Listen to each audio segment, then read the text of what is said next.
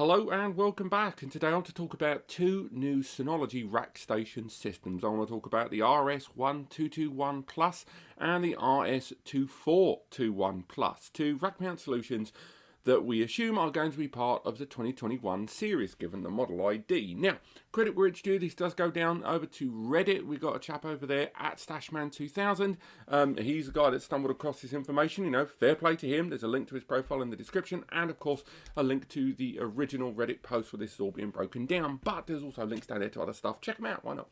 But these are two rack mount solutions following hot on the heels of the announcement of the DS1621 Plus desktop. So, although right now the amount of information we have on these devices is so painfully small that we can't really confirm much, we can speculate quite easily, largely because Synology have had form when it comes to this particular family of devices, and in their predecessors, when there was the Atom processor, over the years, even though the CPU and the general small tweaking in the architecture changed, the general form remained the same. Chances are this is still going to be following form with the 1221 and the 2421 Plus. But of course, that CPU inside, we're going to go out on a limb and say it is the Ryzen V1500B, the CPU that was featured a couple of weeks ago on the DS21 Plus.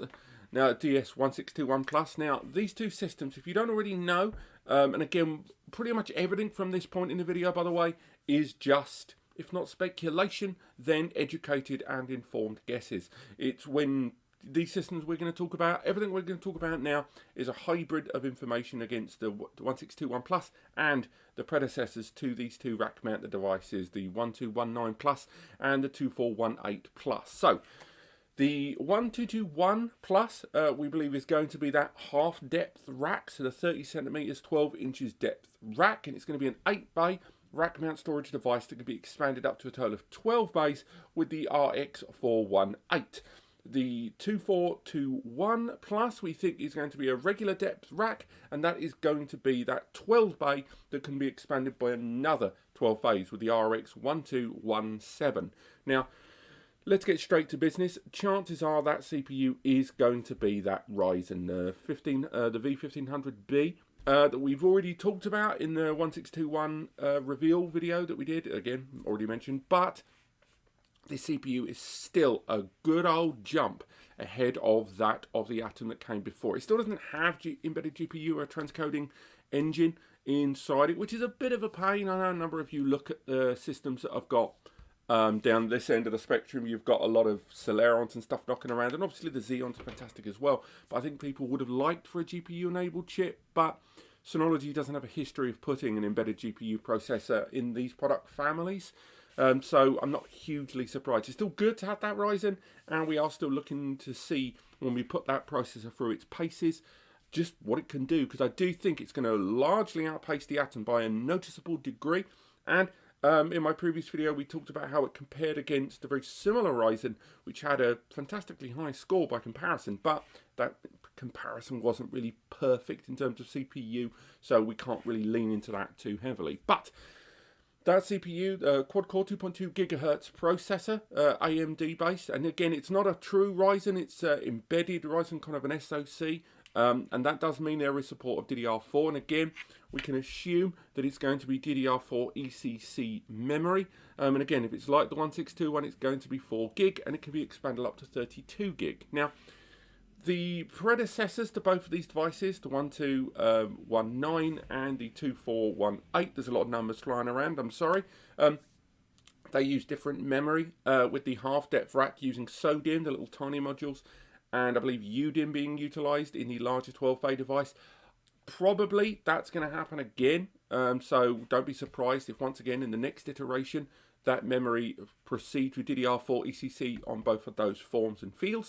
In terms of ports and connections, I think that's something we can be largely confident on, because Synology generally, when they make these devices in that hierarchy and that family portfolio, I don't think we're going to see any 10 GBE here. I'll be very surprised if there was 2.5 GBE. I think we are going to see 1 GBE or gigabit LAN ports there on the rear. The support link aggregation is always good. A couple of USB 3 ports on there for external storage. The half-depth rack is more than likely going to have that 4-bay expandability port using eSATA and that proprietary external SAS connector on the 12-bay for that 12-bay expansion device, but almost certainly going to see BTRFS on there, which is great. Synology have pretty much rolled that out on all of the devices now that have got the oomph to do it. And I do believe we're going to see SHR here. Now, SHR I know for a number of you is a sticking point.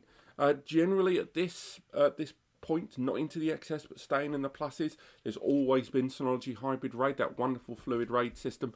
I think it is going to be present on these two devices. And finally, it's worth highlighting there is one big detail we don't know. We don't know if these are going to have M2 and NVMe caching bays inside.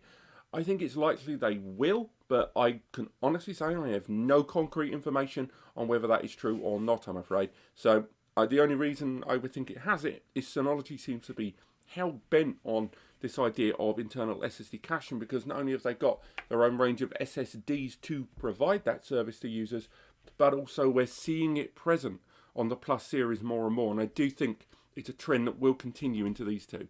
Now, there's a few things, the price, of course, and what we've seen in the release of the 2020 and 2021 generations so far, we've seen that they've maintained their predecessor's price point pretty close, with an increase of, you know, just a few percent, 10, 20, 30 quid here between the same device between generations. And I think that's going to be true here, with the 8-bay arriving at probably around £1,000, including tax or VAT or whatever you call it in your country, and the 12-bay probably about £1,600, maybe dipping into £1,700. And again, that's including tax, but not including like delivery and drives and stuff like that. So these are two new devices that are coming. Unfortunately, most of the information in this video is kind of conjecture. I hate to say that, but it is true. But we can make a lot of these assumptions based on the family line. And of course, last year, when the RS1221 Plus was revealed at Synology Taiwan, their big launch event for 2020, I don't think that's going to happen now. It's a real shame, the 1220, but I don't think it's going to happen, guys. What a shame, but maybe these two are reimagining. Maybe this is just us getting a better version of that. What do you guys think?